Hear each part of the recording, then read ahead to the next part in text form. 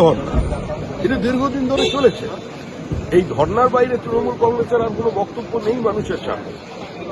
তৃণমূল কংগ্রেসের রাজত্বকালে পশ্চিমবঙ্গের ঋণ 7,71,000 কোটি টাকায় পৌঁছে গেছে যখন ক্ষমতায় এসেছিলেন, যেটা ছিল 1,91,000 কোটি টাকা।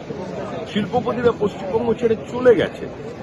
রাজ্যে নতুন কোনো কর্মসংস্থান নেই। 5 লক্ষ সরকারি পদ ধ্বংস।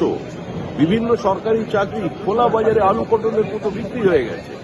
প্রধানমন্ত্রী তো বলেছিলেন যে দু তরফের সেক্রেটারিয়েট নিয়ে একটা বৈঠক হবে এবং তাতে সমস্যার সমাধান হবে। কিন্তু তৃণমূলের ঘোষিত এজেন্ডা টাকা নেব, এটা আমার অধিকারের মধ্যে পড়ে, কিন্তু হিসাব দেওয়া আমাদের অভ্যাসের মধ্যে নেই। সেই কারণেই আজকে প্রান্তিক মানুষ বঞ্চিত হচ্ছেন, ফান্ড যাচ্ছে না। আর অনেক টাকা তো যাচ্ছে, সেগুলো খরচ করতে পারছেন না। জল জীবন মিশন অর্ধেক টাকাও খরচা করতে পারে।